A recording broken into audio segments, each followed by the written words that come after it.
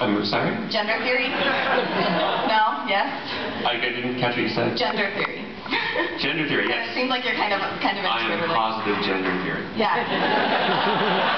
But I think I'm wondering, especially looking around and being present at this conference, why it is that so many of the cultural producers of what people are so excited about here are men. And what kind of the thoughts are about that, why that happens, and what do you guys feel about that? My answer, my superficial answer to that is that, and this raises a bunch of other stuff, but I was just saying that, you know, online I could be, perhaps I already have been, a 12-year-old girl if I wanted to, and you only find out I'm this 27-year-old Canadian when I'm out here talking to you. So I don't feel like there's anything inherent in the internet that selects towards men. The end.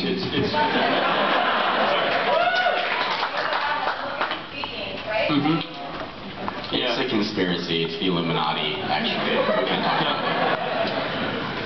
Yeah, I don't feel like I can... I actually have something to say on this, if you don't mind. Well, just a quick thing, which is that we were talking about this with respect to Randall's comics last night, and it seems to me that, you know, in a university, and so people are really up in arms about how many women are entering computer science or engineering, for instance.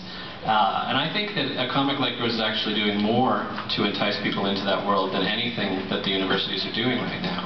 And you seem to be trying to do that. So I'm wondering if there's some way to make this into something a little bit more than just a comic. It's for one thing, it's hard to be preachy and funny at the same time. That's true. And that's been one of my bigger frustrations with XKCD has been not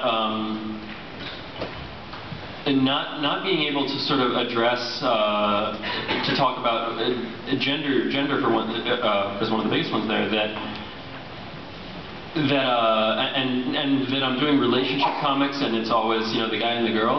The problem that I've run into, and I've been thinking about this from the beginning and trying to figure out ways to do this from the beginning, but when you're doing a really austere type of thing like this, like a comic, every single line that is in there, people look at it to try to figure out, okay, how does that connect to the joke? I don't have, you know, big lush backgrounds where I can add in little, you know, jokes for people. And so I've had a really hard time finding how to address these issues without just like, you know, grabbing them and, you know, saying, here is an issue, and shoving it in people's faces, which every now and then I get so frustrated that I do that with like the there are no women on the internet thing. But it's hard to do that. It's hard to address that. You're sort of asking after the causes of this, and I think that's a very complicated question. It's definitely, society and gender is one of the most, it is possibly the most intricate and complicated thing that I've ever spent a lot of time studying, and I've spent a lot of time studying quantum mechanics. It's funny, in my comic when I was starting it, I sort of had this idea that, all right, I'm going to try to bait someone, so I'll have this comic, and they're, like, the main dinosaurs are male, and the one female dinosaur is only in one panel, and T-Rex is always stepping on this woman. It's a very visually misogynist comic, and I had this great idea of how I'd respond to that, and no one's ever really emailed me to complain about it. So I've never been able to whip out my gender theory and why this is okay.